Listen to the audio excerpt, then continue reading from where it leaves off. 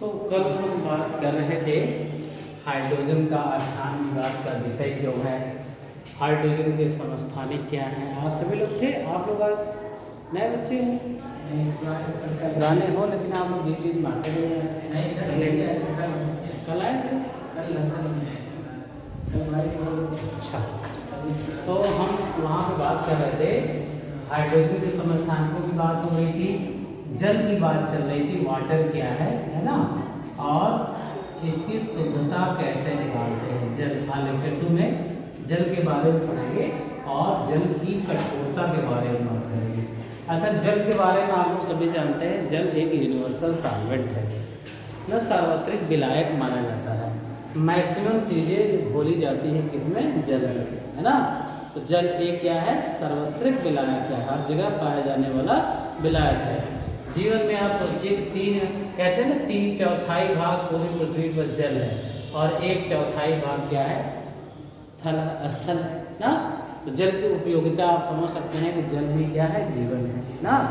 जब ठंडी के दिनों में क्या होता है, समुद्र की जो मछलियाँ होती है कि प्रकृति ने ऐसी डिफेंस मैकेनिज्म दिया है उन लोगों को कि समुद्र में जब रहती है ठंड, जब बर्फ़ जमने लगती है तो बर्फ़ का बताइए, बर्फ़ क्या होती है, पानी से हल्का तो ऊपर तैर जाता है ना, और उसके ऊपर एक लेयर चढ़ जाती है जिसमें जो कोल्ड वार है, बहुत ज़्यादा ठंडा जो मौसम हो जाता है वो नीचे मछलियों तक नहीं पहुंच पाती है ना। एक सरफेस पे क्या होता है, एक कोटिंग कर देता है ना, एक लेयर डाल देता है जिससे जीवधारी नीचे जल में सुरक्षित रहते हैं, है ना। आपने सुना होगा जब पानी बर्फ में बदलता है तो आयतन में क्या होता है, प्रसार हो जाता है, क्या हो जाता है। इसीलिए छोटी कक्षा में पढ़ा होगा कि जाड़े के दिनों में नल की पाइपें फट जाती हैं, है ना। क्यों? क्योंकि जब बर्फ बनता है तो उसके आयतन में क्या होता है, प्रसार ना, एक्सपेंशन होता है, फैलता है ना। तो इसका मतलब है, और जब बर्फ बनता है तो बर्फ में हाइड्रोजन बॉन्डिंग पाई जाती है। कौन सी बॉन्डिंग पाई जाती है, हाइड्रोजन बॉन्डिंग। देखिए, एक कमजोर bond between electronegative atom and another atom of water. ये देखिए, जैसे H2O है ना। अच्छा बताइए, विद्युत डी है तो दूसरा वाटर जो इसके समीप होगा इसको पार्शियल पॉजिटिव कर देके, देखिए माइनस है, ये प्लस है, ये आकर्षण बल से अपनी ओर क्या करेगा, खींचेगा ना। तो जल के साथ इसी हाइड्रोजन बॉन्डिंग के कारण रह लेता है, और जिनमें हाइड्रोजन बॉन्डिंग करने की क्षमता पाई जाती है, इसीलिए जल अनेक यौगिकों को अपने अंदर घोलने की प्रवृत्ति रखता है ना। तो जल में ये हाइड्रोजन बॉन्डिंग एक कमजोर आकर्षण बल बिटवीन विद्युत D atom oxygen and hydrogen ना। इस कमजोर जो ये बॉन्ड बन रहा है इसे कहते हैं हाइड्रोजन बंध। कौन सा बंध कहते हैं, हाइड्रोजन बंध है। तो जब बर्फ बनता है तो इस तरह से ऐसे ऐसे बनता चला जाता है, इस तरह 4 बॉन्ड ऑक्सीजन बनाने लगता है। इस तरह से O है, H है, O है, H है, और यहाँ देखिए H है, O है, इस तरह से बॉन्डिंग होने लगती है ऐसे, और जिग जैग हाइड्रोजन बॉन्डिंग जिससे उसका आकार क्या हो जाता है, आयतन क्या हो जाता है, बढ़ जाता है ना। और वो होता है हाइड्रोजन बॉन्डिंग के कारण। हाइड्रोजन बॉन्डिंग का एक मैं और एग्जाम्पल बता दूं। जब आप घरों में फ्रीजर में बर्फ जमाते हैं, ट्रे में छोटे छोटे खाने होते हैं, पानी रख देते हैं, बर्फ बन जाता है ना। आप 2 बर्फ के टुकड़ों को थोड़ी देर के लिए ऐसे दबा दीजिए, लेकिन थोड़ी देर के लिए वो चिपक जाते हैं, है ना, और ऐसे मार दीजिए तो टूट जाएगा, यानी थोड़ी देर के लिए कमजोर बंध बन जाता है उनके बीच में। और उस बॉन्ड को कौन सी बॉन्डिंग कहते हैं, हाइड्रोजन बॉन्डिंग कहते हैं, है ना। कौन सी बॉन्डिंग, और हाइड्रोजन बॉन्डिंग बनाने के लिए आप हो सकता है बैलेंसी वाले चैप्टर में आप लोगों को सर ने 11th में पढ़ाया हो, अगर नहीं पढ़ाया हो तो मैं आपको थोड़ा सा बता दूँ। इस पर भी कंडीशन में बहुत क्वेश्चन आते हैं। 2 टाइप की हाइड्रोजन बॉन्डिंग होती है, एक होती है इंटरमॉलिक्यूलर, एक हिंदी में कहते हैं अंतर अणुक हाइड्रोजन बंध, और एक होता है अंतः अणुक हाइड्रोजन बंध। ये देखिए, इसको इंग्लिश में कहते हैं इंटरमॉलिक्यूलर इंटरमॉलिक्यूलर, और इसे कहते हैं इंट्रामॉलिक्यूलर, इंट्रामॉलिक्यूलर हाइड्रोजन बॉन्ड। पहली बात तो जान लीजिए, क्या सब हाइड्रोजन बॉन्डिंग बनाते हैं? सब में एच लगा रहेगा, किसी के साथ एच जुड़ा हो तो हाइड्रोजन बॉन्डिंग बना देगा? हाइड्रोजन बॉन्डिंग बनाने की दो शर्तें होती है ना। यौगिक में जो है क्या होना चाहिए? हाइड्रोजन किसी विद्युत ऋणात्मक तत्व से जुड़ा होना चाहिए। कैसा जुड़ा होना चाहिए? विद्युत ऋणात्मक तत्व से जुड़ा हो। विद्युत ऋणात्मक जो इलेक्ट्रॉन को अपनी ओर खींचते हैं, जो जुड़ा हो उससे हाइड्रोजन उसी से कनेक्ट। अब देखिए जल है ना, जल में हाइड्रोजन, ये देखो ऑक्सीजन से जुड़ा है ना। ऑक्सीजन क्या है? विद्युत ऋणात्मक तत्व है। क्यों है? क्योंकि देखो आप, ऑक्सीजन का परमाणु क्रमांक 8 होता है, पहले में 2 इलेक्ट्रॉन, दूसरे में 6 होता है ना। हर परमाणु चाहता है कि हमारा अष्टक पूरा हो जाए, तो इलेक्ट्रॉन लेने का या देने का प्रयास करता है। इसको कितने इलेक्ट्रॉन की जरूरत है? 2 इलेक्ट्रॉन, 2 ले लेगा, इसीलिए ऑक्सीजन पे क्या चार्ज होता है? 2 माइनस, है ना। तो बताओ हो ना विद्युत ऋणात्मक, है ना, माइनस आ जा रहा है, विद्युत ऋणात्मक है। विद्युत ऋणात्मक परमाणु का स्वभाव होता है कि अगर वो साझे का इलेक्ट्रॉन भी है अपनी ओर खींचे रहते हैं। भाई धन ऋण धन को क्या करेगा? खींचेगा, है ना। तो ये विद्युत ऋणात्मक तत्व, यानी हाइड्रोजन किसी विद्युत ऋणात्मक तत्व से दिखाई देना चाहिए। और दूसरी कंडीशन है विद्युत ऋणात्मक का आकार छोटा होना चाहिए। क्या होना चाहिए? का आकार कैसा होना चाहिए? छोटा होना चाहिए। अच्छा, छोटे आकार के विद्युत ऋणात्मक तत्व में बता दूंगा, हिंट बता दूं, ऑक्सीजन, नाइट्रोजन, फ्लोरीन, इन्हीं 3 के साथ जब हाइड्रोजन जुड़ा होगा तभी वो हाइड्रोजन बॉन्डिंग बनाएगा, अदरवाइज अब हाइड्रोजन बॉन्डिंग संभव नहीं है ना। इन्हीं का आकार सबसे छोटा है, ठीक है। अब देखिए इस पर कितनी व्याख्याएं आती है कि क्या कारण है H2O द्रव है जबकि H2S एक गैस है। क्या है बताइए?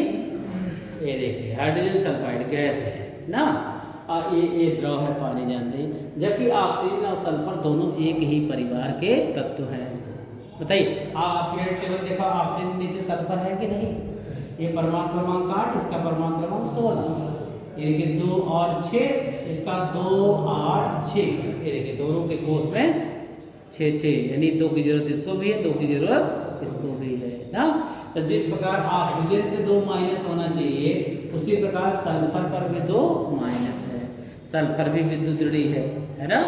लेकिन दूसरी शर्त क्या कहती है कि विद्युत ऋणात्मक का आकार छोटा होना चाहिए।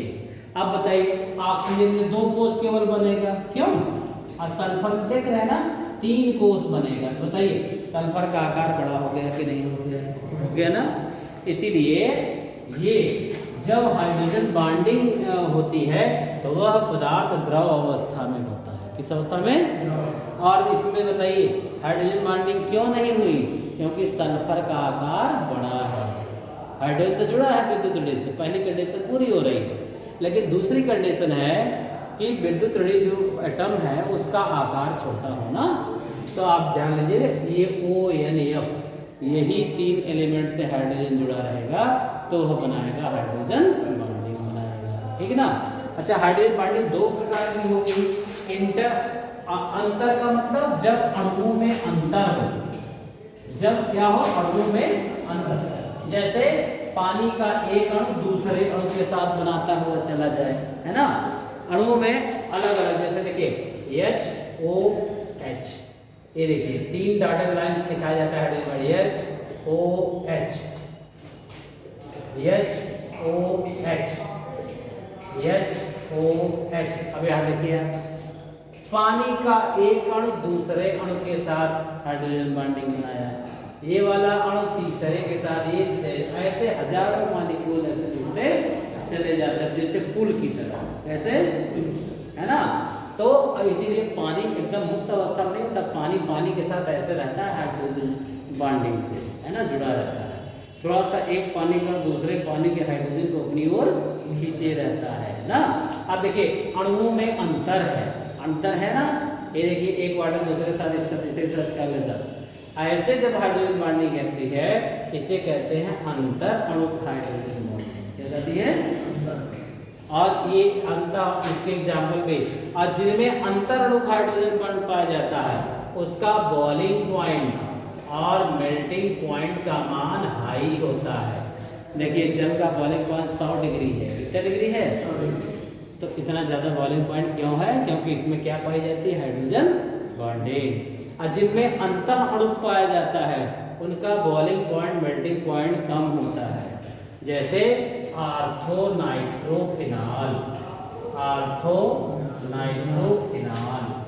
इसमें देखिएगा इसका स्ट्रक्चर है, देखिए कैसे इंट्रामॉलिक्यूलर पाई जाती है, यानी अणु के अंदर ही हाइड्रोजन बॉन्डिंग होगी। अच्छा, बेंजीन रिंग में OH लगा होता है तो फिनॉल कहते हैं। नाम जो ना ऑर्गेनिक पढ़ा है ना, फिनॉल है। Ortho position just 1-2 position, 1-2 position इधर से या 1-2 इधर से दूसरे पे लगा देते आर्थो पोजीशन कहलाती है। कौन सी? तीसरे पे लगा दे तो मेटा, यहाँ लगा दे तो पैरा। बेंजीन रिंग की 3 स्थितियाँ होती हैं, आर्थो, मेटा, पैरा। ठीक है ना। अब बताइए आर्थो पर नाइट्रो लगने जा रहा है, N double bond O shifting O। यदि केमिकल बॉन्डिंग पढ़ा हो तो नाइट्रो का स्ट्रक्चर ऐसा बनता है। नहीं पढ़ा?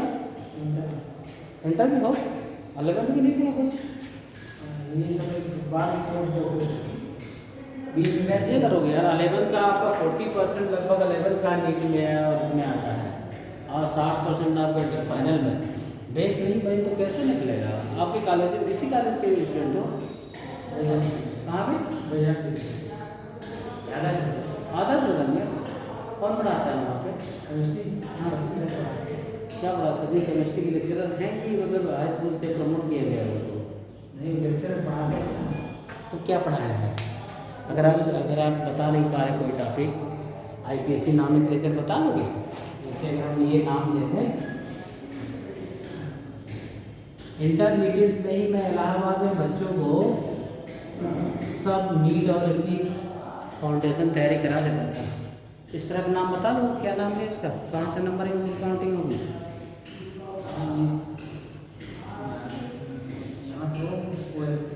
वैसे यहाँ से नहीं होगा, कार्बन के लंबी चेन मिलते हैं यहाँ से 1 2 3 4 5।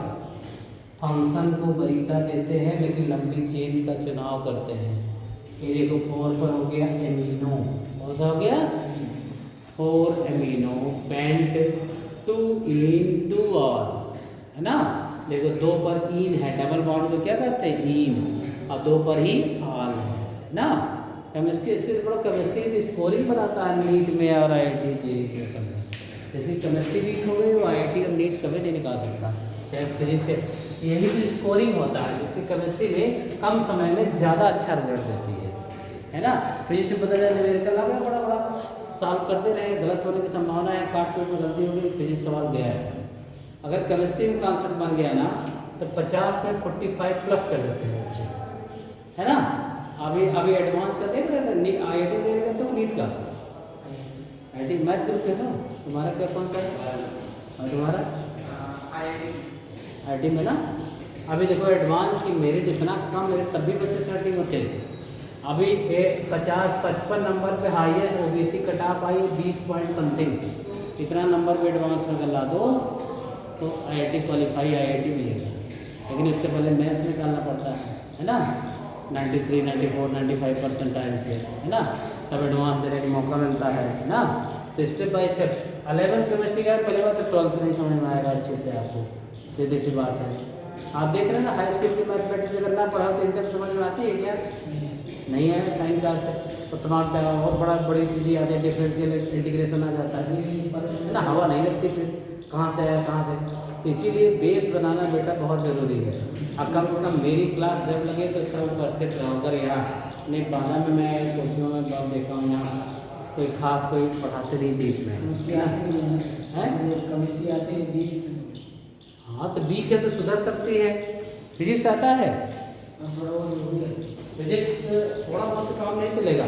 11 12 जो लड़के भाग के कोटा है ना, उनकी तो दिक्कत यही होती है ना, 11 12 तो कायदे से पढ़े नहीं होते। आपने CBSE में दी सारी चीज़ें बुक में दिया हुआ है, अगर वही पढ़ लेना।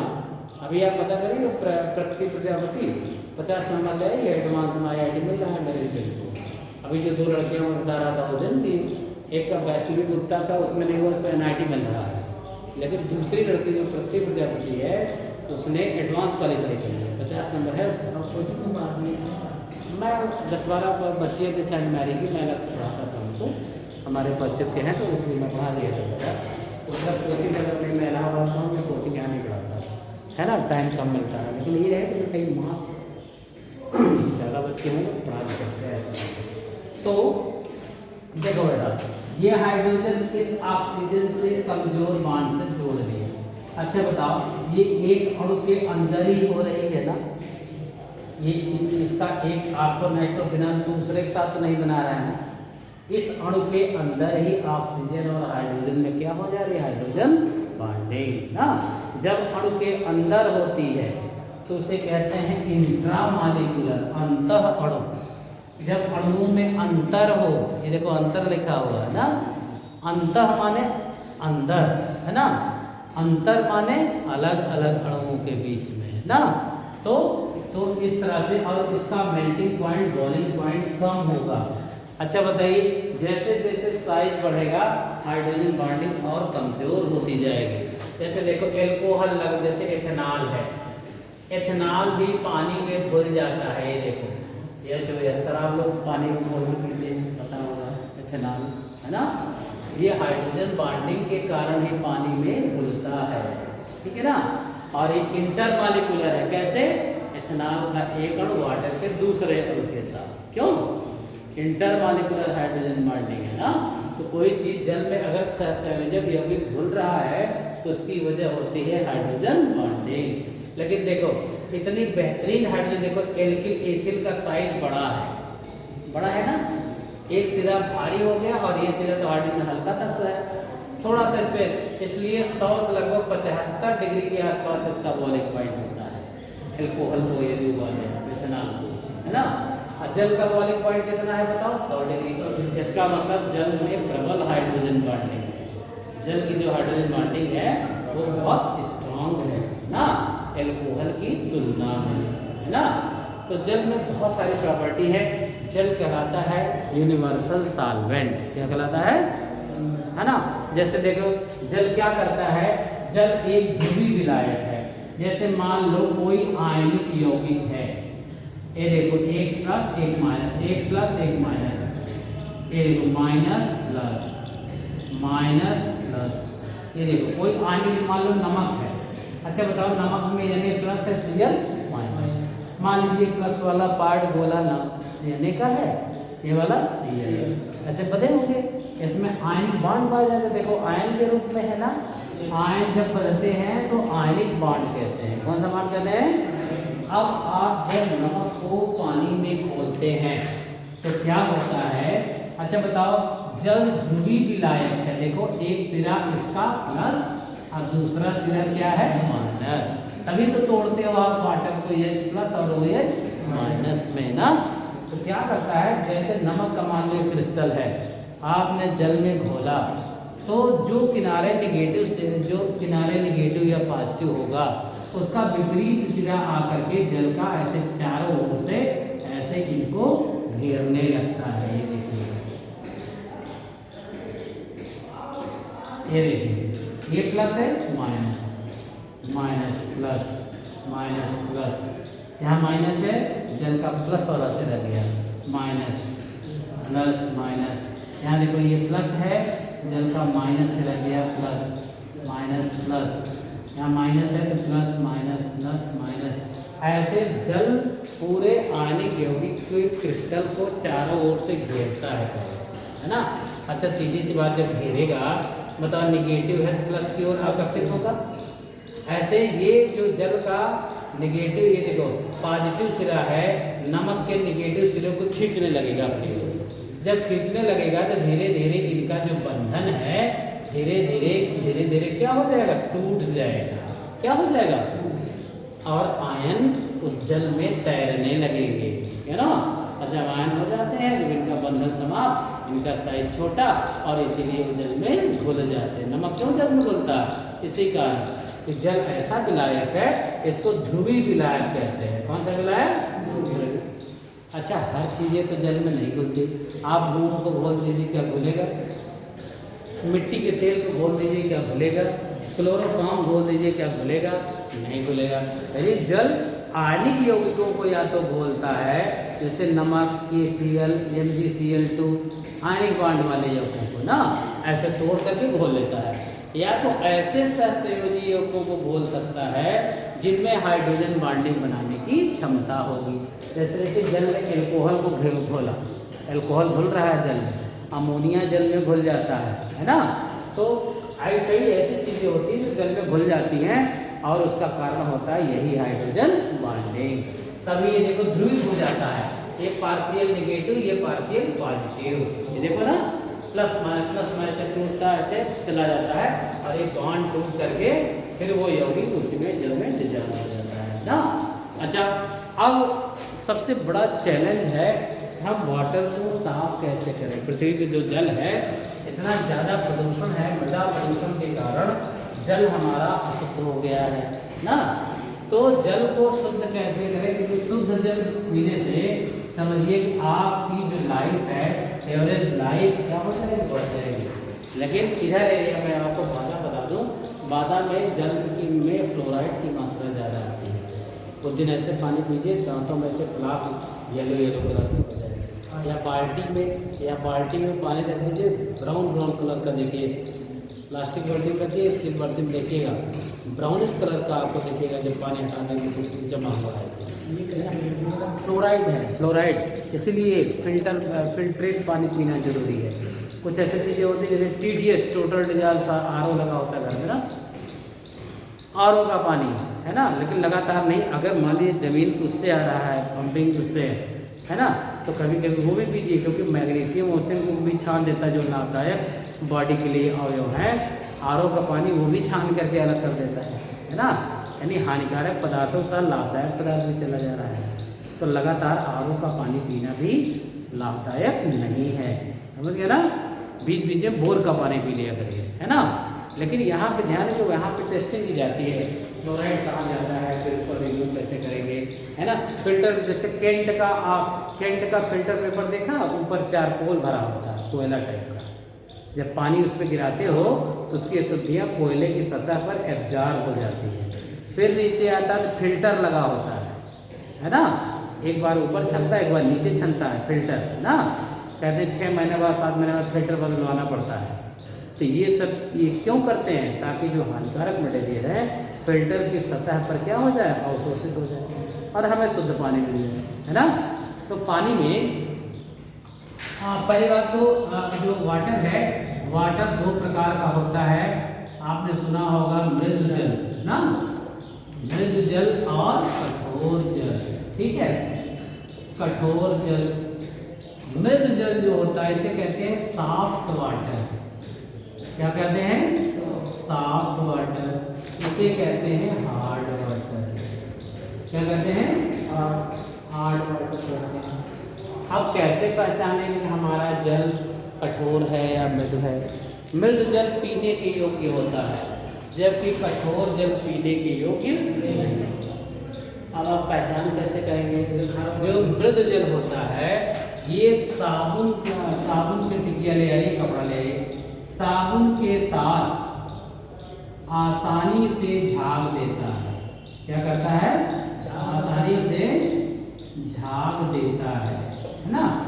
और वहीं यदि जल आपका कठोर होगा तो आप घिसते रहिए बट्टी, बहुत ज़्यादा फेना नहीं करेगा। झाग का मतलब फेना। जैसे आप वॉशिंग पाउडर कपड़ा धुलाई करते तो खूब ऐसे से हिलाते तो झाग नहीं आता है ना, वही फेना उसको बोलते हैं ना। यदि आपका जल कठोर है तो साबुन मिलाओगे तो पानी में आसानी से झाग नहीं देगा। तो प्रैक्टिकली पहचान है कि नहीं। और मृदु जल होगा, अच्छा पानी होगा, जो पीने के योग्य होगा, तो साबुन के साथ खूब अच्छी तरीके से झाग देगा, है ना। ये ऐसे जनरल पहचान है ना। आप इस पानी को लाइए, कपड़े में साबुन लगाकर खूब फेना हो रहा है, ये पानी पीने के योग्य ड्रिंकिंग वाटर है, मृदु जल है ना। और यदि आसानी से झाग नहीं दे रहा है तो वह जल क्या है, कठोर जल है ना। अब बात आई कि हम भाई पृथ्वी के नीचे से जल निकल रहा है, पृथ्वी के नीचे मिट्टी है, मृदा है, तमाम प्रकार के कंकड़ पत्थर है, कहीं कैल्शियम आ रहा है, कहीं मैग्नीशियम आ रहा है, तमाम तत्व पृथ्वी के नीचे हैं। अब वहीं से पानी आ रहा है, तो कठोरता किसकी वजह से है, इन्हीं कैल्शियम और मैग्नीशियम आयनों के कारण होती है ना। ये सब गंदगी पानी में जब मिल जाती हैं तो इन्हीं को जो आर ओ क्या करता है, इन्हीं को छान के अलग करता है। जब यही सारी चीज़ें मिल जाती हैं तो पानी हो जाता है कठोर, तब उसको क्या कहते हैं, कठोर जल कहते हैं। अभी पानी में अशुद्धि मिला दोगे, अशुद्धि मिला दोगे तभी साबुन से झाग नहीं आ रहा है ना। तो उसको कहते हैं, उसको कहते हैं 2 प्रकार की कठोरता होती है, पानी की कठोरता। अब यहाँ आपने जाना मृदु जल कठोर जल में क्या अंतर है। यह साबुन के साथ आसानी से झाग देता है, यह साबुन के साथ आसानी से झाग नहीं देता है ना, है ना। और इसे ड्रिंकिंग वाटर कहते हैं, और ये कॉमर्शियल किसी दूसरे काम को करने के लिए, धुलाई वुलाई के लिए इस्तेमाल किया जाता है ना, या आप कह दीजिए खेतों में डालने के लिए यूज़ किया जाता है ना। तो अब यहाँ पर बात आ रही है कि कठोरता क्या होती है। कठोरता जैसा समुद्र का पानी होता है वो एल्कलाइन है, वो तो नमकीन पानी है, वो का पानी के साथ आसानी से झाग नहीं देगा। लवण खुले हैं ना, 30% लगभग नमक होता है उसमें, एंड नाक निकले पतली सी परत जम जाती है ना।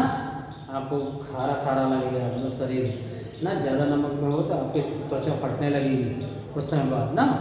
वो ड्रिंकिंग वाटर नहीं, तभी तो आप सोचिए पृथ्वी पर मनुष्य की आबादी बहुत ज़्यादा बढ़ रही है, बहुत ज़्यादा बढ़ रही है, तो हमको पीने के लिए शुद्ध पानी तो चाहिए ना, जल ही जीवन है ना। तो कठोर जल को हम किस में बदलना है हमको, मृदु जल में, है ना। नहीं तो बताइए समुद्र जल ऐसे तो टैंक से निकाल के बड़े बड़े टैंक में सप्लाई करके पूरी दुनिया को पानी मिले, क्योंकि इतना बड़ा समुद्र है, 3/4 भाग तो पानी ही है, तो पानी की कोई समस्या ही ना रह जाए, है ना। पीने के लिए पानी उपलब्ध हो, लेकिन जो पीने के लिए पानी उपलब्ध है बहुत ही पॉल्यूटेड है, प्रदूषित है ना। इसलिए उसकी कठोरता को दूर करके हम तमाम विधियाँ इस्तेमाल करते हैं जिससे उसकी कठोरता दूर हो जाए और वह कठोर जल मृदु जल में बदल जाए, तब हमारे पीने के योग्य हो जाए, ठीक है ना। अब देखिए, अब कठोरता 2 प्रकार की होती है, इसको लिख जाइएगा और ये विधियाँ भी लिखिएगा, ये बहुत काम आएंगे, कंपटीशन पूछी जाएगी। अस्थायी कठोरता, इंग्लिश कहते हैं टेम्पररी हार्डनेस, टेम्पररी हार्डनेस, अस्थायी कठोरता। और दूसरा होती है अस्थायी कठोरता,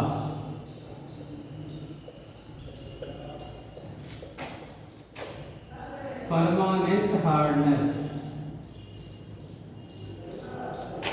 परमानेंट हार्डनेस। 2 टाइप की कठोरता होती है पानी में।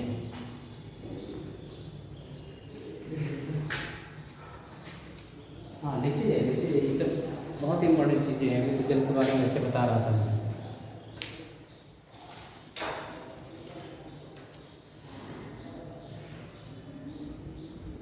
उतार लिया।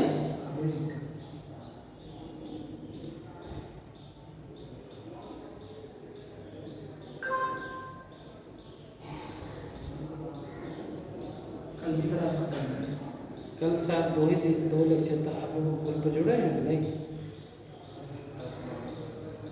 कल शायद नहीं है मेरा, 2 लेक्चर थे हाइड्रोजन में मेरे, एक शायद सौरभ सर का लेक्चर था, लिए थे आपको हाई से क्लास, सौरभ सर क्लास लेते हैं आपको, हाँ एक और सर पढ़ाते हैं ना, सौरभ सर क्या पढ़ाते हैं, हम लोग लिए थे क्लास, क्या मतलब कि उसमें क्या पढ़ाए थे पहले लेक्चर में? हैं भट्टी, वो तो धातुओं का निष्कर्षण में रहा होगा। हाइड्रोजन में एक लेक्चर उनका लगा हुआ था 2.5 बजे से, उसमें क्या पढ़ा नहीं, कोई बात नहीं। तो हाँ, अब देखिए अस्थायी कठोरता, जल की अस्थायी कठोरता, जल की अस्थायी कठोरता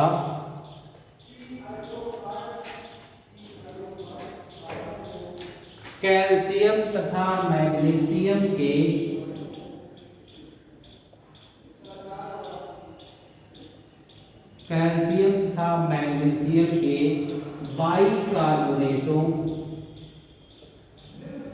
बाइकार्बोनेटों के घुले होने के कारण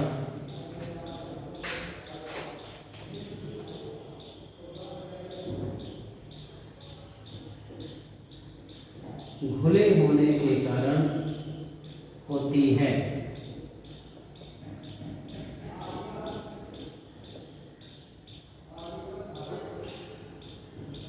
घुले होने के कारण होती है।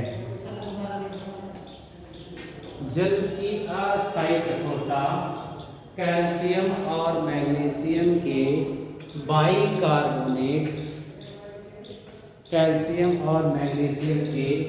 बाइकार्बोनेटों के घुले होने के कारण होती है।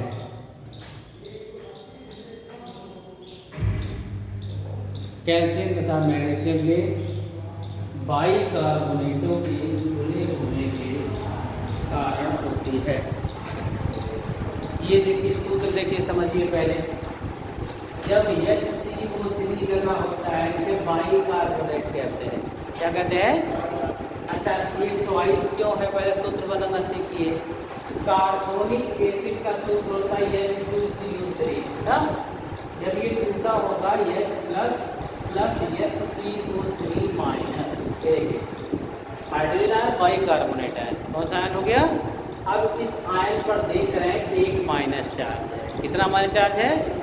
अच्छा, मैग्नीशियम और कैल्शियम में कितना चार्ज होता है पता होना चाहिए, डबल प्लस होता है। कितना होता है? इसीलिए 2 प्लस को बैलेंस करने के 2 माइनस की जरूरत पड़ी। हाँ, दोनों सारे प्रदार्थ आपके सब पे 2 प्लस। तो इनका सूत्र क्या बना? MgHCO3 का होल ट्वाइस, CaHCO3 का होल ट्वाइस ना, मैग्नीशियम बाइकार्बोनेट और कैल्शियम। जब यही दोनों मटेरियल जल में जहाँ ज़्यादा पाए गए तो जल में कौन सी कठोरता उत्पन्न होती है? अस्थायी कठोरता ना। अब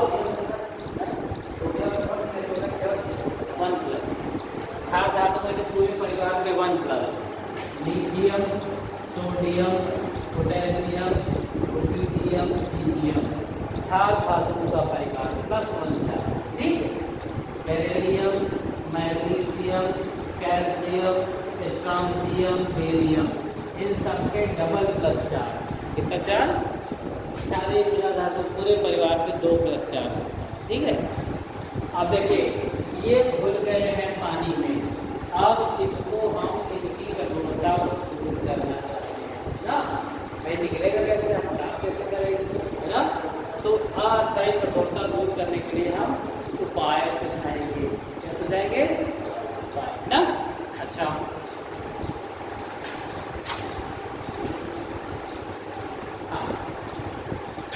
अस्थायी हेडिंग है, अस्थायी कठोरता दूर करना।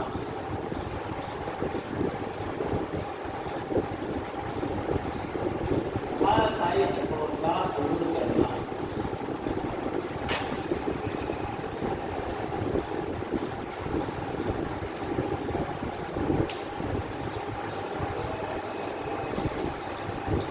अस्थायी कठोरता को दूर करने के लिए अस्थायी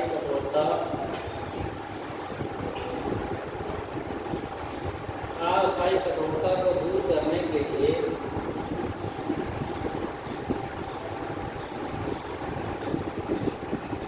दो विधियां प्रयोग में लाई जाती हैं।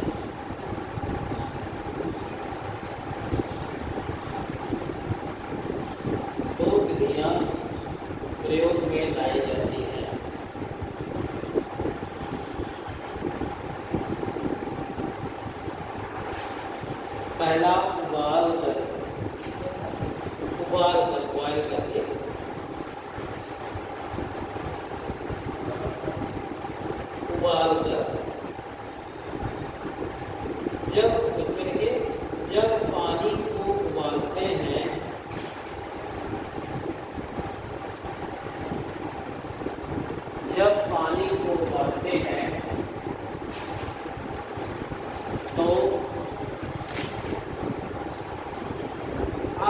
अस्थायी कठोरता निम्न प्रकार से दूर हो जाती है।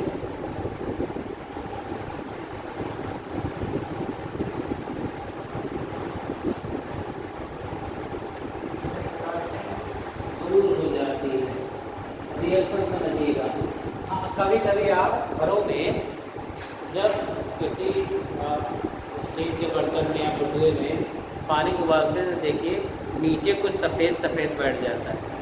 कभी महसूस किया? तेज उबाल दीजिए, आप पानी को छोड़ दीजिए तो ऊपर कभी कभी लेयर जैसा कुछ सफ़ेद सफ़ेद दिखेगा या नीचे बैठा सफ़ेद सफ़ेद दिखेगा, है ना? देखिएगा उबाल करके। तो वो जो होता है, जैसे चाक बताइए, चाक कैल्शियम कार्बोनेट है ना, CaCO3। चाक का पानी में घुलता है क्या? चाक को पानी में घुलेगा क्या? हिलाएंगे तो नीचे बैठ जाएगा ना। तो ये जो अस्थायी कठोरता है, कैल्शियम और मैग्नीशियम के कार्बोनेट के रूप में जब उबालते हैं तो इनके कार्बोनेट में बदल जाते हैं और नीचे बैठ जाते हैं। अब पानी को छान करके ये कैल्शियम मैग्नीशियम वाला हटा दिया गया, पानी हो गया शुद्ध हमारा। देखो रिएक्शन में कैसे, जब ये हीट करते हैं देखिए तो बनता है मैग्नीशियम हाइड्रोक्साइड का सफ़ेद अवक्षेप PPT के रूप में। किसके रूप में बनता है? PPT।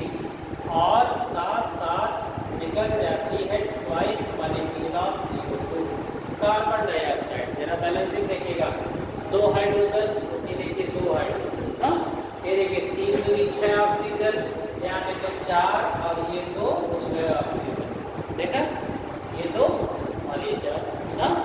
तो वाला कार्बन डाइऑक्साइड ऊर्जा के रूप में निकल गई। और ये देखो मैग्नीशियम हाइड्रोक्साइड का सफ़ेद अवक्षेप, PPT माने अवक्षेप जो नीचे बैठ जाए, है ना। ये नीचे बैठ गया और इसे हमने छान करके अलग कर लिया। तो छान कर अलग कर लिया, ये मैग्नीशियम आगे हाइड्रोक्साइड के काम में, ये ऊपर फिल्टर पेपर के ऊपर आ गया और जो ये घुला था हमारा मटेरियल दूर हो गया और हमारा पानी पीने के योग्य हो गया। कभी कहते हैं ना, बरसात के दिनों में पानी उबाल करती है ना, तमाम गंदगी भी आती है, स्रोतों से आती है, कठोरता ज़्यादा हो जाती है, उबालते हैं तो क्या होता है, जो एक्स्ट्रा मटेरियल रहते हैं नीचे बैठ जाते हैं, छान करके उस पानी को आप पी, है ना। अब इसको हीट करते हैं तो यहाँ उसका कैल्शियम कार्बोनेट बन जाता है, ये CaCO3 बन जाता है। और कैल्शियम कार्बोनेट आप जानते हैं संगमरमर या चाक का फार्मूला यही है ना, कैल्शियम कार्बोनेट ना। अच्छा चाक बताइए पानी में घुलेगा क्या? नहीं। ये देखिए कैल्शियम कार्बोनेट के रूप में आ गया और क्या बना, 2 हाइड्रोजन है प्लस H2O बन गया प्लस 1 मॉलिक्यूल कार्बन डाइऑक्साइड गर्म करने पर काम हो। देखो जरा कितने कार्बन है, 2 कार्बन है, एक कार्बन यहाँ आया, एक कार्बन यहाँ आया, राइट।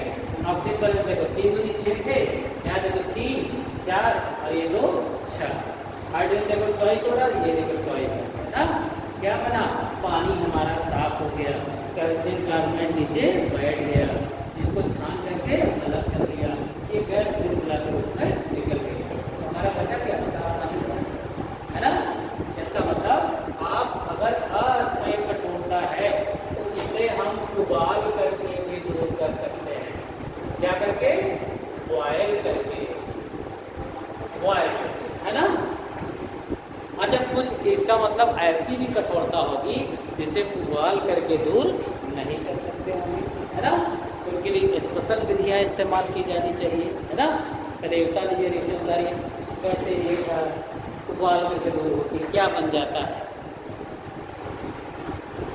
मैग्नीशियम हाइड्रोक्साइड के प्रेसिपिटेट और कैल्शियम कार्बोनेट का प्रेसिपिटेट बन जाता है।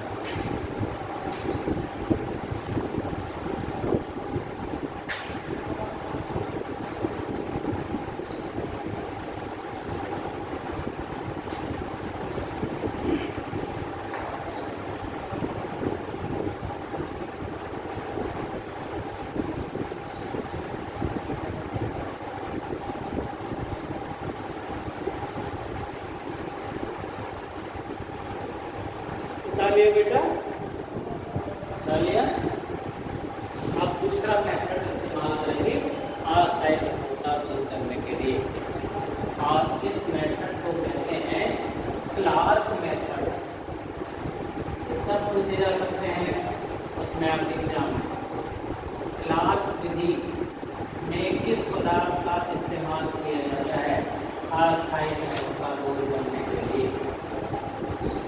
Class method.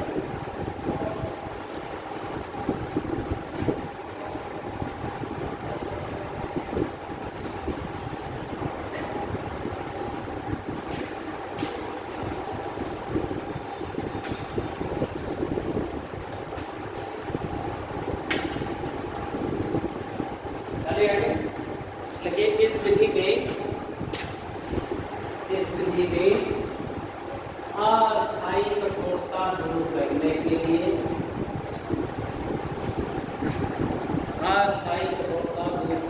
लिए लाइम वाटर चूने का पानी, सूत्र क्या है याद है, CaOH का होल्ड ऑयल, कैल्शियम हाइड्रोक्साइड ना, लाइम वाटर का इस्तेमाल किया जाता है। लाइम वाटर का प्रयोग किया जाता है।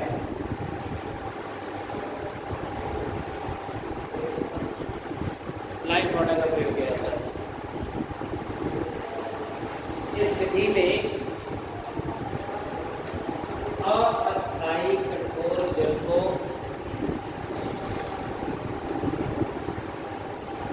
चूने के पानी में अस्थायी कठोर जल को चूने के पानी में प्रवाहित कर देते हैं।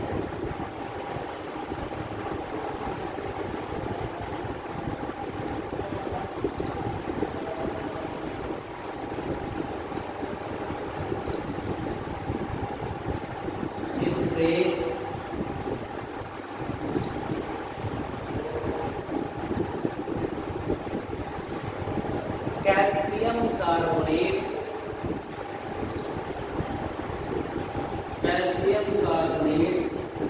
तथा मैग्नीशियम कार्बोनेट के रूप में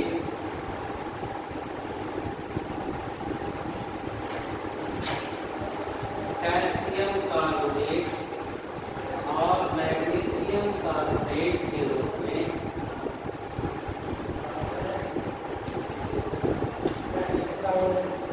कैल्शियम कार्बोनेट और मैग्नीशियम कार्बोनेट के रूप में कैल्शियम और मैग्नीशियम आयन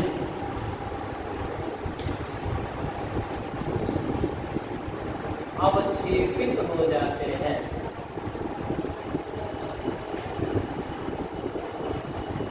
अवक्षेपित हो जाते हैं।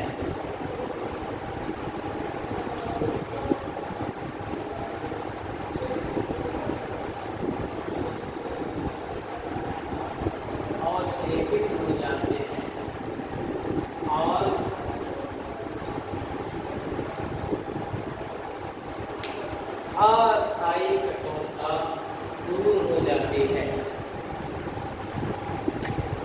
अस्थायी कठोरता दूर हो जाती है।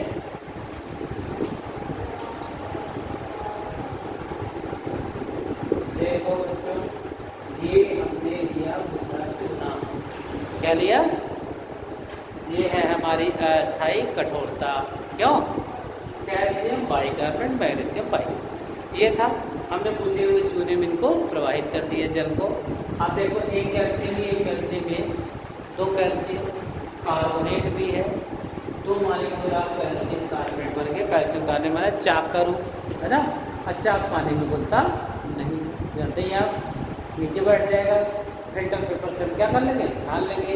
अब पानी हमारा हो जाएगा शुद्ध, निकल गई कठोरता लाइम वाटर की सहायता से ना।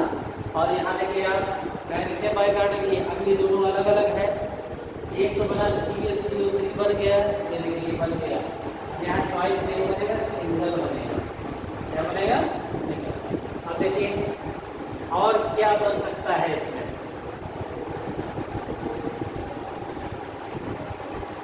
ऑप्शन कम लग रहा है, 3 दूनी 6 और 2 8। यहाँ पे कितने आए हैं? 3 2 5, है ना। इसका मतलब है क्या बनेगा यहाँ पे, क्या बनेगा? Mg।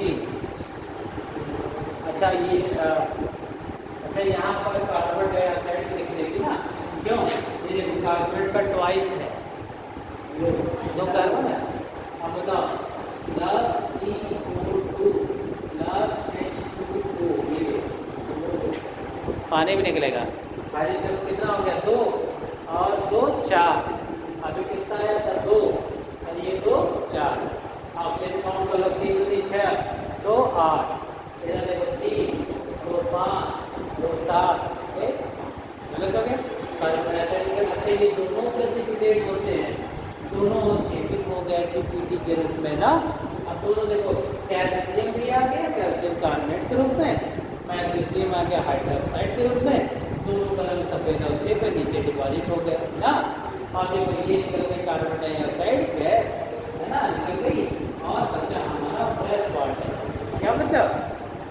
अब ये आयनोकेमिकल रिएक्शन कराने के बाद जब ये आयन पानी की यौगिक बन गए, नीचे बैठ गए, फिल्टर कर लिए, छान लिया।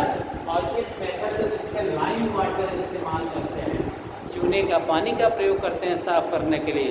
इसे कौन सा मेथड कहते हैं? Clark method. कौन सा मेथड? अभी यही 2 बेस्ट विधियां होती हैं अस्थायी कठोरता दूर करने के लिए ना।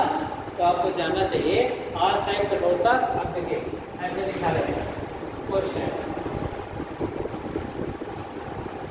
अस्थायी कठोरता किसके द्वारा होती है?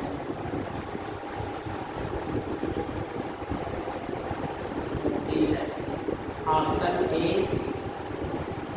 Sodium bicarbonate, option B sodium hydroxide, option C calcium bicarbonate, option D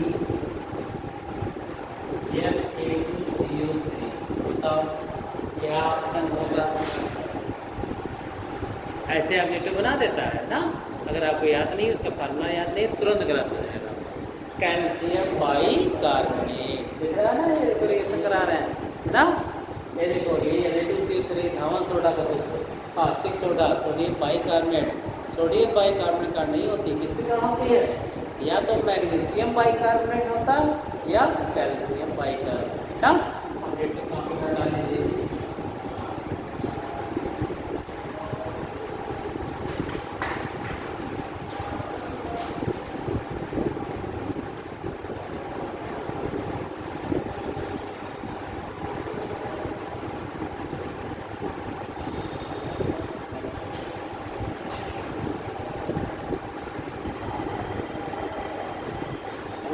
मिटा देना।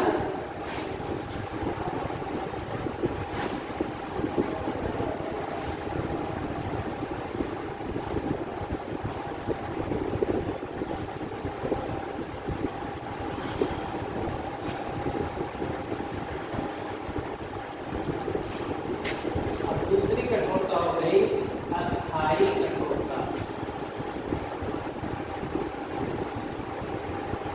अस्थायी कठोरता permanent hardness, permanent hardness.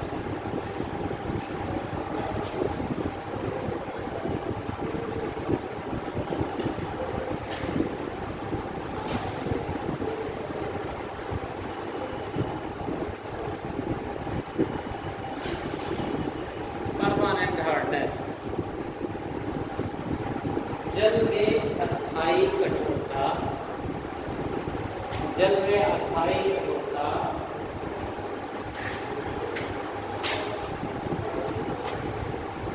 Calcium व मैग्नीशियम के क्लोराइड,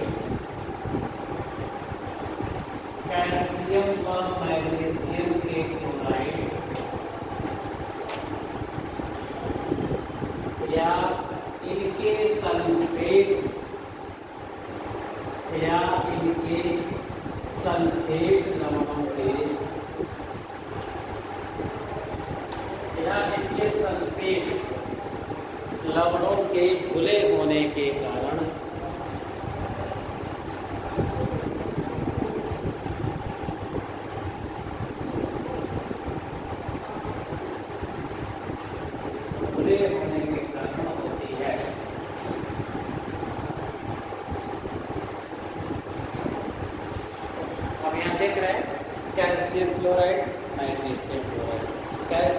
सल्फेट, मैग्नीशियम सल्फेट।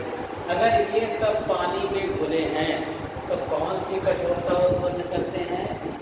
अस्थायी ना, स्टेबल। अब इन्हें उबाल करके दूर नहीं कर सकते, है ना। अब इनके लिए विशेष विधियों का इस्तेमाल किया जाएगा, है ना। हाँ, तो लेकिन पहले जानना जरूरी है किसके कारण किसके कारण अस्थायी कठोरता उत्पन्न होती है?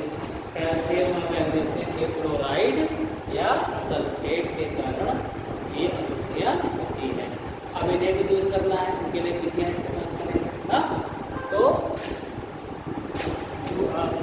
अस्थायी कठोरता दूर करने की विधि,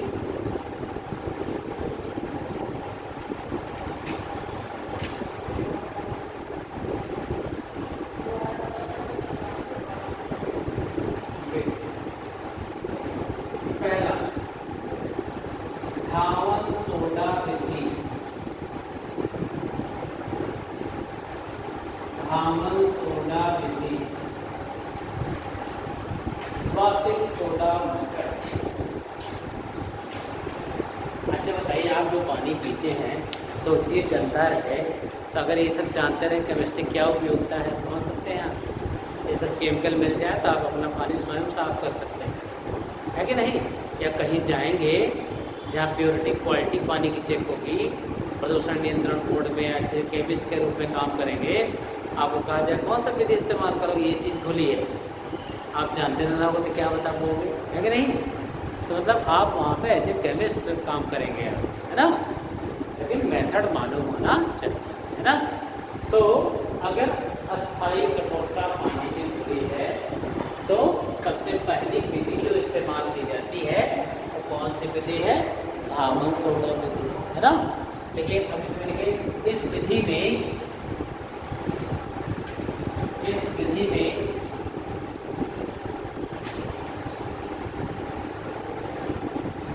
अस्थायी कठोर जल को अस्थायी पड़ गया ना, स्टेबल बनाना है। अस्थायी कठोर जल को वाशिंग सोडा या धावन सोडा द्वारा उपचारित किया जाता है। धावन सोडा द्वारा उपचारित किया जाता है, ट्रीट किया जाता है। जैसे वहाँ लाइम वाटर से, है ना। अब यहाँ किससे क्रिया करेंगे? धावन सोडा सोडियम कार्बोनेट Na2CO3, है ना। धावन सोडा से उपचार किया जाता है जिससे कैल्शियम व मैग्नीशियम के आयन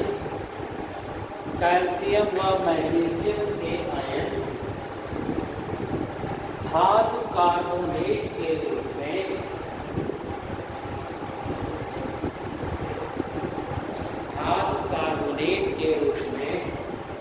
अवक्षेपित हो जाते हैं। धातु कार्बोनेट के रूप में अवक्षेपित हो जाते हैं।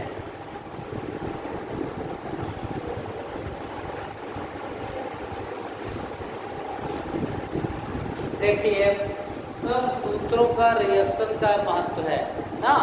अच्छा बताइए, मान लीजिए हमारे पास पानी में घुला था कैल्शियम क्लोराइड, मान लिया घुला था मैग्नीशियम सल्फेट, तो यही तो अस्थायी कठोरता उत्पन्न करने के लिए लिखवाया ना। अच्छा, इनको जब धावन सोडा से ट्रीट करेंगे Na2CO3 होता है वाशिंग सोडा का सूत्र। धावन सोडा से कपड़े की धुलाई करते हो, है ना। वाशिंग पाउडर इसको होता है निर्मा ये वो ना, उसका रियल सूत्र Na2CO3 होता है, जल का जुड़ा होता है धावन सोडा ना। लेकिन धावन सोडा का सूत्र तो यही है ना, पानी तो अलग से जुड़ा है उसमें ना। तो जब अच्छा बताइए आप, यहाँ पर आपको क्या लगता है, 2 क्लोरीन 2 Na के साथ ट्रांसफर NaCl बन जाएगा, क्या बन जाएगा? हाँ, अब देखो CaCO क्या बन जाएगा? CaCO3 घुलनशील, क्या है ये पानी में? हमारा घुलनशील, तो हम छान करके अलग कर लेंगे। क्यों? प्लस क्या बन रहा है? NaCl क्या बन रहा है? नमस्कार। जानते हैं पानी में बोला है उसके वेपराइज कर दिया है ना, पानी शुद्ध अवस्था में नमक तो घुल जाएगा ना पानी में ना। और ये देखो ये क्या है, आप बोला छान करके कैल्शियम आयन को हमने बाहर।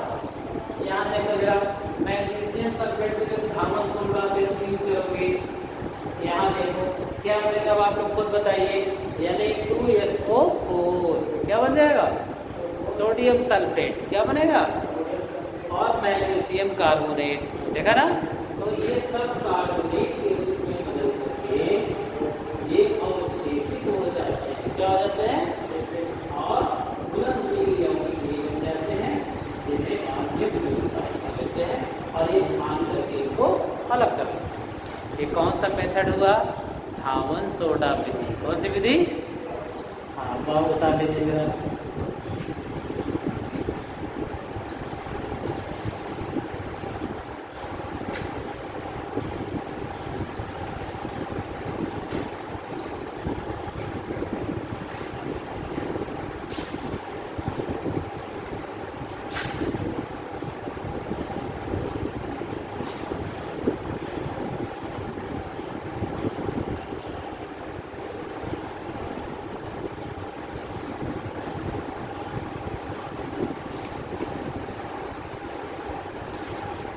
वाशिंग सोडा मेथड है ना, डालिए।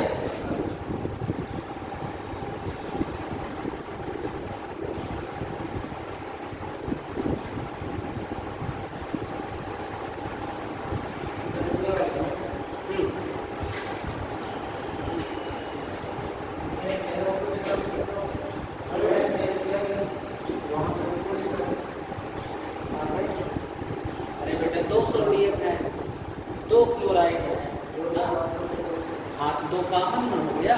भाई सोडियम पर 1 घन होता है, क्लोरीन पर भी 1 होता है, ये दोनों जुड़ के क्या बना लिया, नमक बना लिया।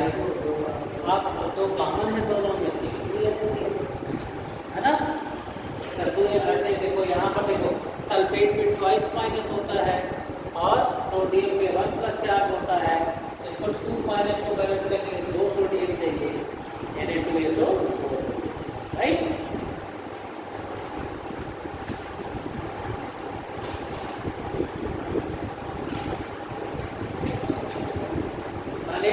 अब इसके जो 2 विधियाँ और पढ़ने जा रहे हैं, ये नीट और IIT में सबसे ज़्यादा पूछी जाती है। और एक विधि है काल्गन विधि। काल्गन का सूत्र पूछ लिया गया था नीट में, काल्गन विधि, काल्गन मेथड।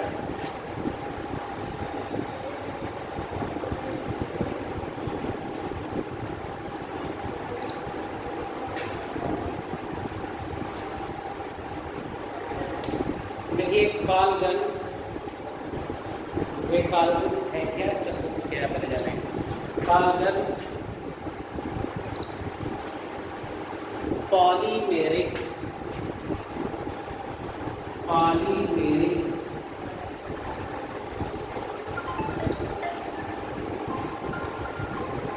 सोडियम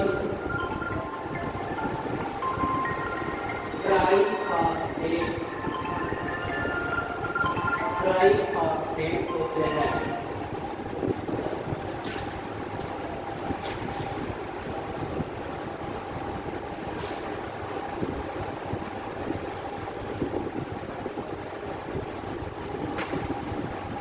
हाँ, पॉलीमेरिक सोडियम ट्राईफॉस्फेट होता है, जिसका सूत्र देखिए, सबसे बड़ा इंपॉर्टेंट का सूत्र देखिए ध्यान से, यानी फाइल ब्रैकेट में P3O10 इस तरह से N फॉर्म में होता है। इस तरह पॉलीमेरिक माने बहुलक के रूप में कई सारे ना। तो जनरल सूत्र में हम इतना दिखाते हैं, ऐसे इतना दिखाते हैं। ये किसका सूत्र है, काल्गन का। इसका सूत्र है काल्गन, किसी वैज्ञानिक का नाम नहीं है। सोडियम ट्राईफॉस्फेट PO के फॉर्म में है ना। सूत्र याद रखिएगा पहले आप ना, काल्गन का Na5P3O10।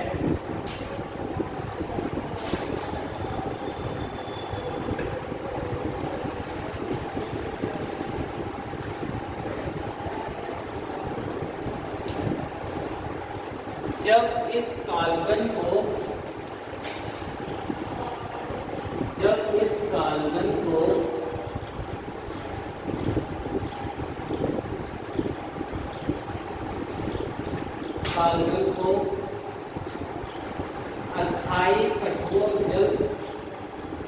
अस्थाई कठोर जल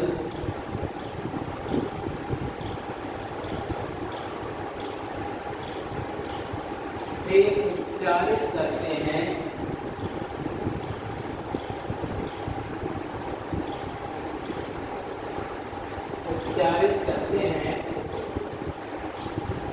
तो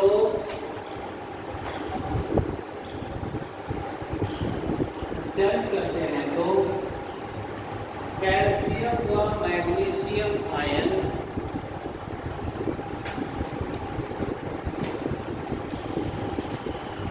घुलनशील संकर यौगिक के रूप में, कैल्शियम और मैग्नीशियम आयन घुलनशील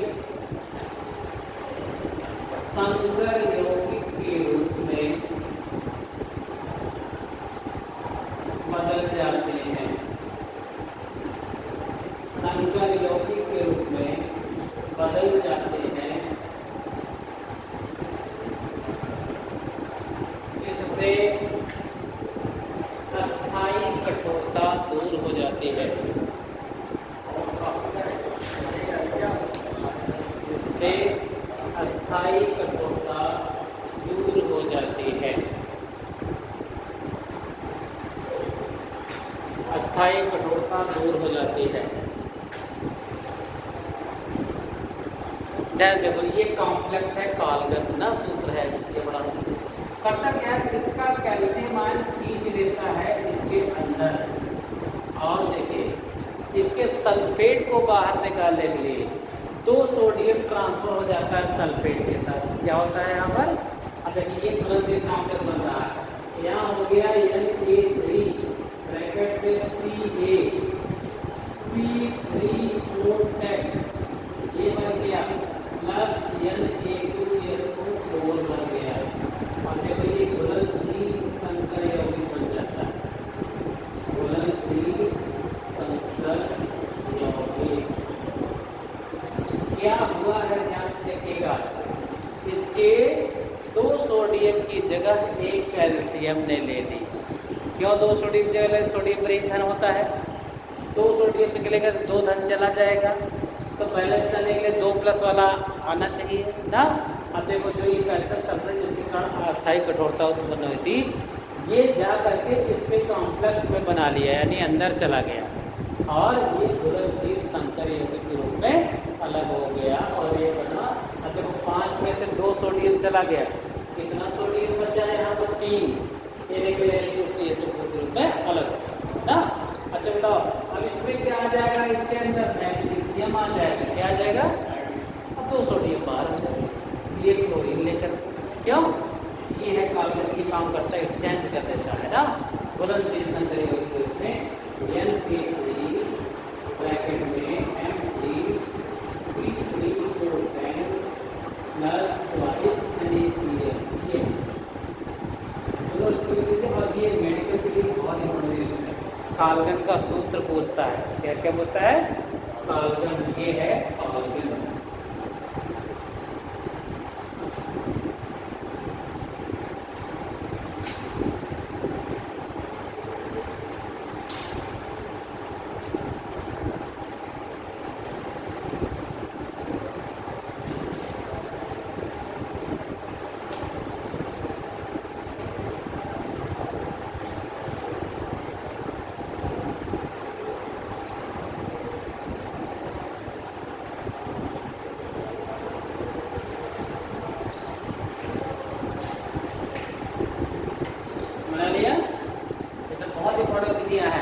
कौन सी कठोरता दूर कर रहे हैं आप, परमानेंट वाली, कौन सी जो ये होते ही होते हैं। आप कैल्शियम सल्फेट देखिएगा घुलेगा नहीं पानी में, हाँ, तो ये सब इतने छोटे होते हैं तो पानी में घुले रहते हैं। अब इनको दूर करने के लिए उबाल करके दूर कर पाना संभव नहीं होता, इसीलिए इन विधियों का इस्तेमाल करते हैं। पहली विधि कौन सी विधि पढ़ा, धावन सोडा विधि, कौन सी विधि? दूसरी विधि क्या पढ़ रहे हो? कालगन विधि। इससे भी बेस्ट मानी जाती है एक और विधि है, और ये तीसरी विधि परम्यूटेट विधि।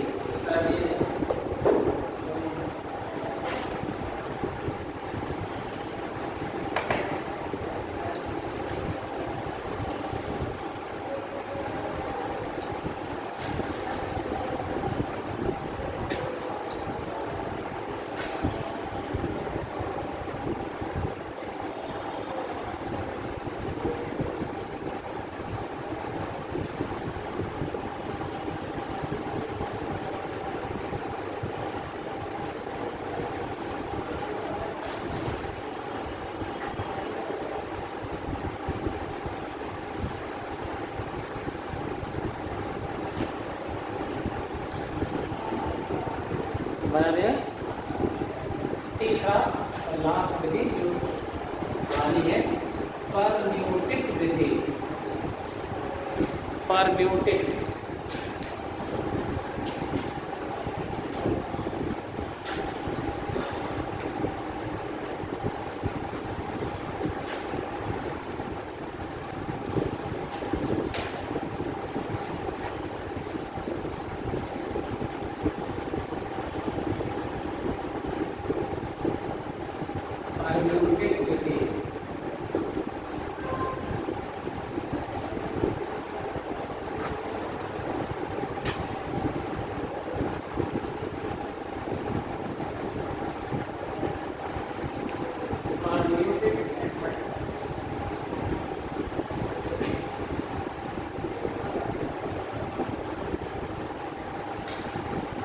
इस विधि में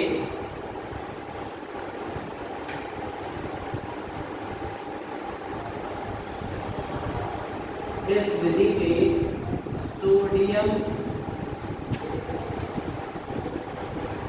एल्यूमिनोसिलिकेट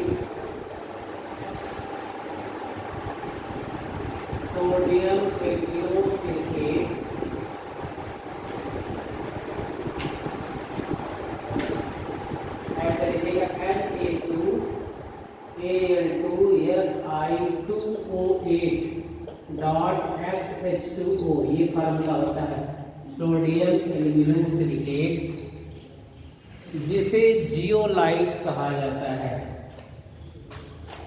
सोडियम एल्यूमिनोसिलिकेट जिसे जियोलाइट भी कहा जाता है, जिसे जियोलाइट ZEOLITE जियोलाइट भी कहा जाता है। इनका प्रयोग किया जाता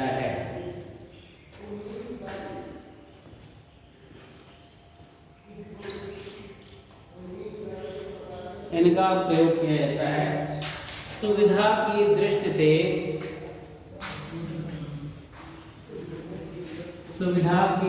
से इन्हें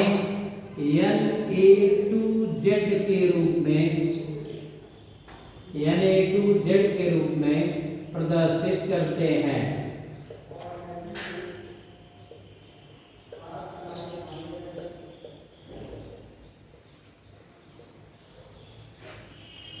देखिए, ताकि इतना बड़ा रिएक्शन में आपको ना देना पड़े, है ना, इतने पूरे पोर्शन को Z बराबर दे देते हैं। Z माने जियोलाइट क्या होता है? अच्छा, इसी में Na2 जोड़ दिया था, बस उतना ही तो सूत्र था ना परम्यूटेट का ना, या जियोलाइट कहते हैं इसको, ठीक है ना। हाँ, का Z L2SI2O8.XH2 Na2Z का प्रयोग करते हैं। जब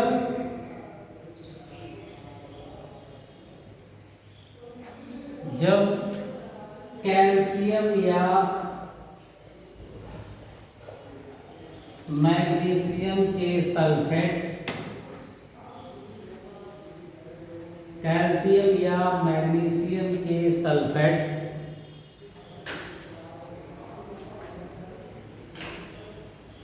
जियोलाइटों द्वारा उपचारित किए जाते हैं,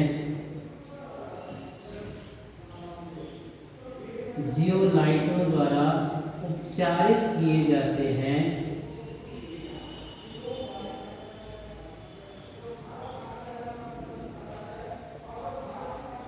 तो ये आयन विनिमय विधि द्वारा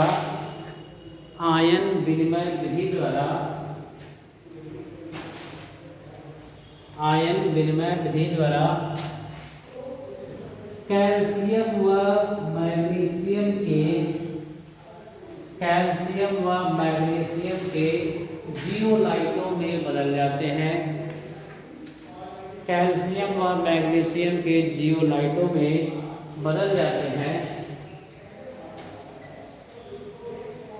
जिससे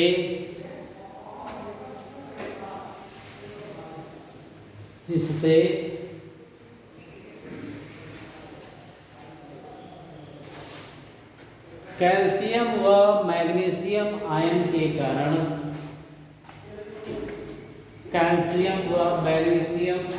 कारण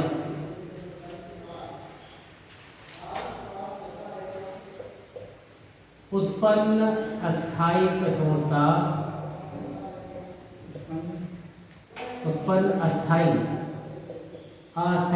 अस्थायी कठोरता, ये लिखा है अस्थायी स्टेबल,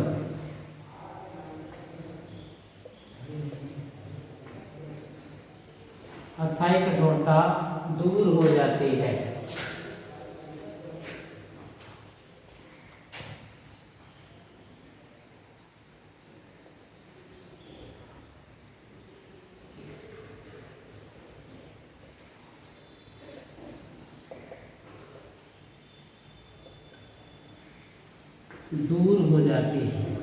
ध्यान रखिएगा, हमने इतना वैल्यू बराबर जेड मान लिया। क्या मान लिया? इतना बड़ा फार्मूला था, हमने संक्षिप्त में ले दिया। जेड पर जियोलाइट, इसका एक और नाम दिया ना मैंने, जियोलाइट ना। तो क्या होता है कि जियोलाइट आप देख रहे इतना बड़ा कॉम्प्लेक्स यौगिक है ना। ये पता चला कैल्शियम को खींच लिया और सोडियम को इसके साथ ट्रांसफर कर दिया। क्या बन गया? CaZ, यानी कैल्शियम जियोलाइट। क्या बन गया? Calcium zeolite. अच्छा बताइए, अब जियोलाइट इससे जुड़ चुका है, अब फिर जियोलाइट को हमको जिंदा करके फिर से इसी विधि में इस्तेमाल करना है। इसका मतलब इससे अगर हम जियोलाइट को अलग कर लें तो कैल्शियम अलग हो जाएगा। क्यों? छान लेंगे, पानी हमारा शुद्ध हो जाएगा। और साथ साथ क्या बन रहा है बताइए? Na2SO बन रहा है ना, ये देखो। अच्छा, इसके साथ करेंगे तो क्या हो जाएगा? MgZ ना, मैग्नीशियम जियोलाइट। मतलब जेड बराबर इतना है फार्मूला में, समझिए, है ना। प्लस क्या निकल के बाहर हो गया? Na2SO। अच्छा मान लीजिए ये होता क्लोराइड खुला होता, हाँ, क्या हो जाता? CaZ प्लस ट्वाइस NaCl, नमक निकलता है ना।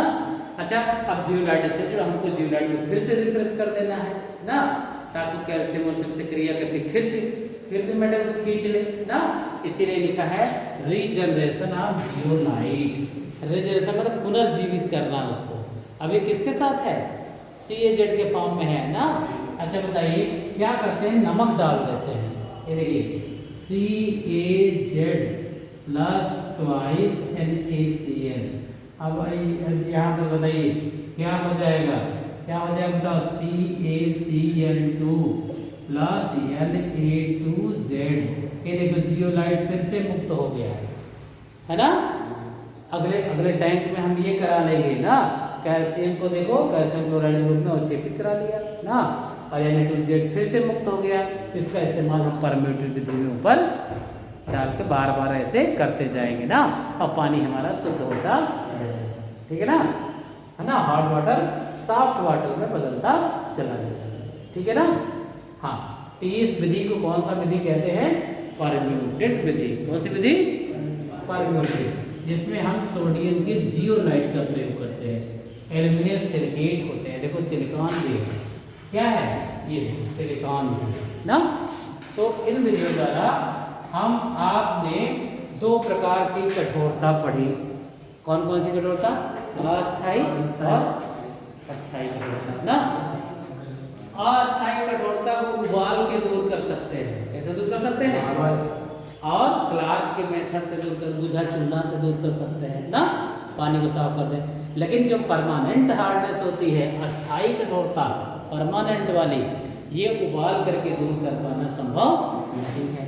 तब उसके लिए 3 विधियाँ इस्तेमाल करते हैं, है ना। पहली धावन सोडा विधि पढ़ा आपने, है ना, यानी 2CO3 सूत्र था, कार्बोनेट के रूप में अवक्षेपित हो गया, रिएक्शन में आपने देखा। दूसरी कालगन विधि थी। कालगन का सूत्र क्या है? Na5P3O10 क्या था? Na5, इसमें 2 सोडियम ट्रांसफर हो गया, सल्फेट को लेके चला गया, अब कैल्शियम आ गया उसके कॉम्प्लेक्स के अंदर, अब घुलनशील यौगिक बन के अलग हो गया, है ना, जल साफ हो गया। इसी प्रकार मैग्नीशियम साफ हो गया, कालगन के साथ कॉम्प्लेक्स बन गया। अब तीसरी बेस्ट सबसे विधि मानी जाती है जियोलाइट, जैसे जियो स्पंजी टाइप का ऐसे कंपाउंड, जैसे लकड़ी सोचिए, लकड़ी पर आप पानी गिराओगे या आप समझिए कोयले का हल्का कोयला सोचिए, अगर कोयले के सरफेस पे गिराएंगे पानी तो उसकी गंदगी कोयले की सतह पर क्या हो जाएगी? जमा हो जाएगी, है ना, और वो कुछ न कुछ गंदगी को अवशोषित करके फिल्टर कर देगा पानी को, है ना। अच्छा बताइए, जो साफ पानी नदियों पहाड़ों से निकलता है, पत्थरों से छनकर के तो आता है ना, आप रनिंग वाटर देखिए कितना साफ साफ दिखता है, झलकता है ऐसे, है ना। तो कहीं न कहीं उसमें से जो गंदगी है, कहीं न कहीं वो क्या होती है? अवशोषित होती रहती है ना। तब तो एकदम क्लियर ऐसे दिखता है पानी हमको, है ना। तो यही काम है जियोलाइटों के माध्यम से, बुझा चूना के माध्यम से, कालगन के माध्यम से इन अशुद्धियों को दूर करके हम अलग कर लेते हैं और हमारी अस्थायी कठोरता यानी कठोर जल मृदु जल में बदल जाता है। अच्छा, इनका उद्देश्य क्या है? हमको पानी को पीने के योग्य बनाना है, चाहे वो नदी का पानी हो, समुद्र का पानी हो ना। अगर इन विधियों का इस्तेमाल करते हैं तो उसकी कठोरता उत्पन्न करने वाले मटेरियल दूर हो जाएंगे और पानी शुद्ध हो जाएगा, जिससे हम मृदु जल के रूप में हम पी सकते हैं, है ना। अब समुद्र के पानी से कपड़ा धुलिए, जरा नमक घुला होता है उसमें, है ना, आसानी से झाग नहीं देगा, है ना। तो इसलिए झाग उत्पन्न करने के लिए, मृदु जल बनाने के लिए उसकी हम कठोरता को दूर करते हैं। फिर यदि अगर लेक्चर लगा हाइड्रोजन का, अभी आप भारी जल पढ़ना है और हाइड्रोजन पेरोक्साइड करना है। हाथी का दांत का करारा करने, साफ करने के लिए ऑक्सीकारक प्रॉपर्टी इसकी होती है हाइड्रोजन पेरोक्साइड ना। कभी कभी जब सर में चोट लगती थी या थोड़ा मुंशी को घाव धुलाई करते थे तो पहले हाइड्रोजन पेरोक्साइड से धोते थे, और ऐसे ऐसे जो है जैसे बॉयल करने लगता था, उसका कचरा वचरा गंदगी सब घाव से साफ हो जाता था। उसके बाद बीटाडीन मलाम लगा देते थे। लेकिन आजकल इसके स्थान पर क्योंकि थोड़ा सा महंगा भी है और ये थोड़ा सा घाव को क्रिएट कर देता है, तो इसके स्थान पर आइसोप्रोपिल अल्कोहल इत्यादि का, देखिए डॉक्टर पास जाइए, ऐसे ठंडा ठंडा हरा हरा रखे रहते हैं ना, उसमें देखिए पढ़ेंगे तो लिखा है आइसोप्रोपिल अल्कोहल, रोइस लगाएंगे, ऐसे साफ कर देंगे, ठंडा ठंडा भी लगेगा और थोड़ा सा नुकसानदेह कम होता है ना। तो घाव पे सफाई करके और लगा के पट्टी बांध देंगे, धीरे धीरे घाव सूखने लगता है ना। तो हाइड्रोजन पेरोक्साइड का उपयोग भी हाथी का दांत जो बाहर निकले जाते हैं सफाई करने के लिए, करारा करने के लिए, मुंह में फोड़े फंसियाँ हो गई हैं तो इसका बहुत हल्का सलूशन लेके करारा वरारा कर लेंगे, गले की जो खराश है छोटी छोटी फुंसियाँ इसमें होगा दूर हो जाता है ना। तमाम बहुत प्रकार के उपयोग में ये पदार्थ उपयोगी है। और भारी जल, आपको पता है भारी जल का सूत्र क्या होता है? D2O। क्या सूत्र होता है? D2O। और इसका यूज पूछता है मेडिकल इंजीनियरिंग में, न्यूट्रॉन के मंदक के रूप में। किसके रूप में करते हैं? जब परमाणु भट्टी में न्यूट्रॉन बमबारी कराई जाती है ना, जिससे परमाणु ऊर्जा बनती है ना, तो वहाँ न्यूट्रॉन इतनी ज़्यादा मात्रा में बनते हैं भट्टी के अंदर कि उनको कंट्रोल कर पाना बड़ा मुश्किल होता है। तो भारी जल क्या करता है? न्यूट्रॉन की गति को मंद कर देता है, धीमा कर देता है, और उसमें परमाणु भट्टी में कैडमियम की राड डाली रहती है बीच बीच में। किसकी राड डाली रहती है? कैडमियम। तो जब न्यूट्रॉन की गति धीमी हो जाती है तो जाके कैडमियम की राड से जब टकराते हैं तो वो न्यूट्रॉनों को अवशोषित कर लेती है। इस तरह जो परमाणु भट्टी में क्रिया होती है, नाभ की विखंडन क्रिया होती है, रुक जाती है ना। और एक कंट्रोल मात्रा में जितना हम चाहते हैं उतना परमाणु ऊर्जा हम प्राप्त कर लेते हैं ना। जबकि सोचिए परमाणु बम क्या है? अनकंट्रोल्ड एक बार आपने विस्फोट करा दिया। नागासाकी और हिरोशिमा का क्या नाम सुना होगा?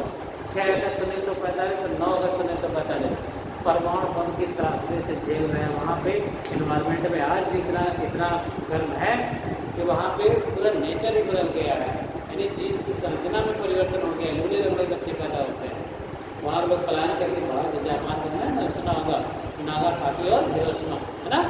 ये परमाणु बम का इफेक्ट है जिसमें अनकंट्रोल्ड चेन रिएक्शन होती है। क्या होती है? जिसे नियंत्रित कर पाना पॉसिबल नहीं। नेक्स्ट 15